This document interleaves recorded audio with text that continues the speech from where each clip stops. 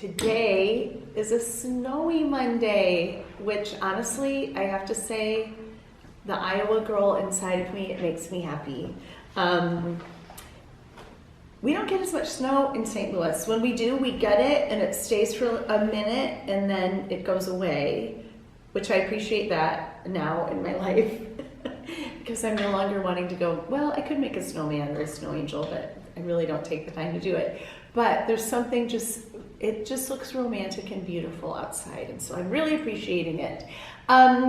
Today I am going to talk about a topic that keeps, I feel like it's an ongoing theme in what we do that I'm fascinated with. When given an opportunity, someone says no or doesn't even attempt, or will attempt to the degree in which they're comfortable.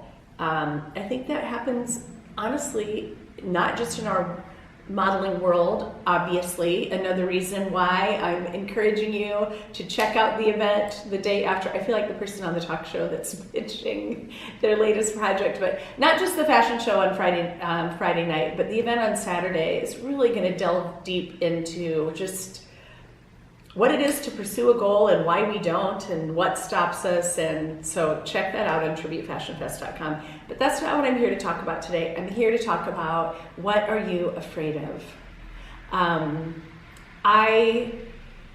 We have had models through the years who I know want to pursue this, but they're hesitant for multiple reasons. And although I don't think that they think ultimately that ultimate reason is fear, 95% of the time I would say that that's what it is. And I think for any of us in any worthy endeavor or any new pursuit or any new project, or I always thought about doing this, well, first of all, it's never too late. Never, ever, ever is it too late. Well, and that depends on what you're trying to do. You probably at 30, well, no, I'm not going to get going. Within the modeling world, there is a window. In the modeling world that we exist in, there is a window. But there's other things that are attached to this world that can be equally as exciting. And I love to look at my life as being in seasons. I think that's one of the reasons why I love living in a place where there are 4 seasons. As much as people complain, I really like winter. I love fall, I love spring, and I like summer. My 2 faves are spring and fall. But the fear that stops people, and what are they afraid of, and why? I even had a conversation this morning trying to understand why a young person who I know has a passion for something holds themselves back. And it happens to many of us, and I always challenge myself to not get in that rut. I challenge myself with that, doing this podcast, working on a book, deciding to do tribute, deciding to keep doing tribute, trying new ways to do things, deciding to do the event after tribute. All those things are kind of delving back in to the unknown, which honestly I feel like it keeps me alive. It keeps me excited. It keeps me inspired. I recently heard a quote, I don't have the exact quote, but Richard Branson was talking about opportunity and how he said, when opportunity arises, a new opportunity, say yes, and then figure it out as you go. And in my early days, that is exactly what I would do with almost everything, unless I had a conflict with it integrity-wise, or if it really wasn't an area of interest for me.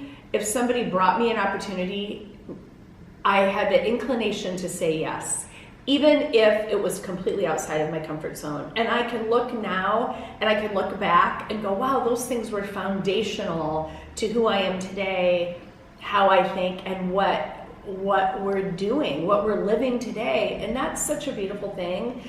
I also see sometimes parents being really cautionary with their children. I understand that. I'm a parent and I'm a grandparent. And of course you don't want to have your kids get in scary situations, but the reality is that the unknown is everywhere. And I just think what you can learn in the process of doing something is half the reason for doing it. It's not even the end result of doing it or why you would do it. I saw this today on Instagram and I loved it so much. Be messy and complicated and show up anyway.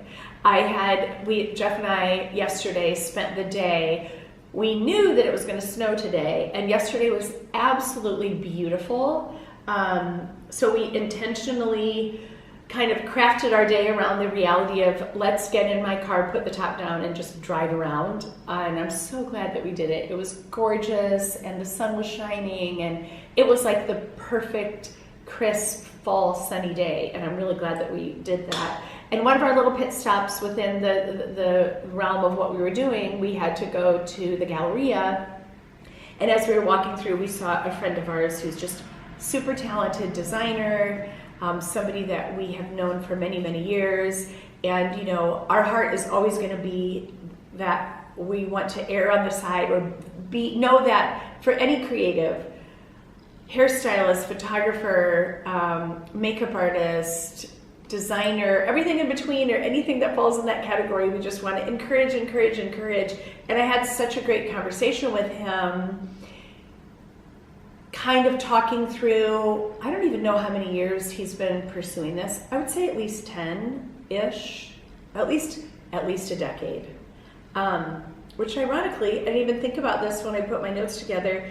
I read this and I have it saved in my quotes and I love it. Sometimes it takes 10 years to get to the 1 year that will change your life. Take it in. It's too good to not listen.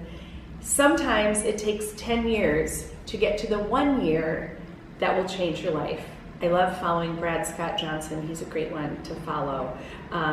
And what I loved about the conversation with him yesterday was, even though he'd been doing it for a while and he had faced discouragements, he talked about some things that he would have considered to fall into failure, which, you know, I just think rarely is something just an out and out failure because you learn from it. But what was encouraging and exciting, and I was so happy to see, is that he's more passionate than ever. He's so determined. He's not going to quit. And that is how someone succeeds. Period. End of story. There is no other way. I love the adage of fear is false evidence appearing real. Sometimes when I'm tired, I can find myself tipping over to this place where we call it, Jeff and I, we call it writing stories. All of a sudden you're writing a story that's not even true, and a lot of it is just based on exhaustion. And that's one of my favorite things about the reality of life is every day is a new day, every day is a fresh start. Sometimes I think why people are fearful and keep themselves back from really going all into something is because the quote unquote no guarantee. You know, I guess back in the day of like my parents, who the way that people thought is you finish high school, you go to college, you get a great job, and you do that for the rest of your life. And that there was an era in our country that was very much like that. We are so far removed from that, it's just not the case anymore. And that's why I think just even the theory or idea of having something be a guarantee is a troubling mindset at best. We just should not even think that way. I thought through some of the reasons why I think that in our experience, people have let fear stop them. Number one, being afraid to be seen as a beginner. You know, I've never had a problem with being a beginner. We both are people that like to sit and have conversations with people and really learn from them. We love to be mentored, and we love to mentor. The beginning stage can be really exciting if you think of it that way. Recently, we experienced a couple of different scenarios where the beginning phase of something was so daunting and overwhelming in their heads, that it stopped them, period. Just because of not embracing the joy of being a beginner. Number 2, the control, feeling that you want to be in control of your world. And again, I feel like none of us really are. And back to the whole guarantee control thing, I just don't think it exists anymore. So to me, that is kind of a fear-based way of thinking. Number 3, unfamiliarity. When something isn't familiar, sometimes people would rather stay in the comfort zone of not being comfortable, or being in a situation where they're barely getting by, or making a paycheck that isn't really fulfilling them or challenging them, but they would rather stay there than dip their toe in something that isn't familiar. Which to me, the exhilarating part of life is experiencing things that aren't familiar. And number 4, we talked about this yesterday too, and I thought it was really interesting when we were sitting and we literally were sitting at a cosmetic counter and talking for about 20 minutes. I loved that he talked about just having that 1 or 2 people who have your back, who encourage you, a community, a support system. I think that's one of the reasons why, that's one of the reasons why we love what we do. I know that Mother is all about support and encouragement and truth. And that is so impactful. And so if you find that fear is holding yourself back, find a community. One of the reasons that I loved being involved with Arbonne for all the years that I was involved with it, I love the culture, I love the support, I love the community. Recently I've fallen back in love with the products. The products are so amazing. And although I never ever thought that I would ever have time or want that back in my life, as I understood the new way, a lot has changed since I was involved in that company before, the new way of how our world works, I was like, hey, I think I want to have that back in my life. And it's fun to just be open to things that you didn't think that you were going to do, that then you decide that you want to do. Failure doesn't mean you're a failure. It just means you haven't succeeded yet. That's a quote from Robert Schuller. I remember being this young girl in Iowa, and I would sit on Sunday mornings, and I really look back and go, was I just the weirdest kid ever? Because I looked forward to sitting and watching him every Sunday for a half hour just inspire. And when I was in my late teens and early 20s, I started to buy his books, but it's because of that kind of wisdom. I've learned, and trust me, I've had plenty of failures in my life. Multiple. But the more you face it, the easier it is. And the more failures you have, the more insignificant they become. It's the truth. And you realize when you watch documentaries or read biographies of people, memoirs, you're like, wow, people have to overcome a lot to get to where they're at a certain point in their life.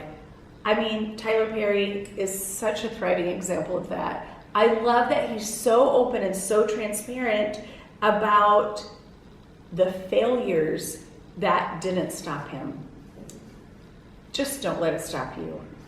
Fear and failure is really meaningless.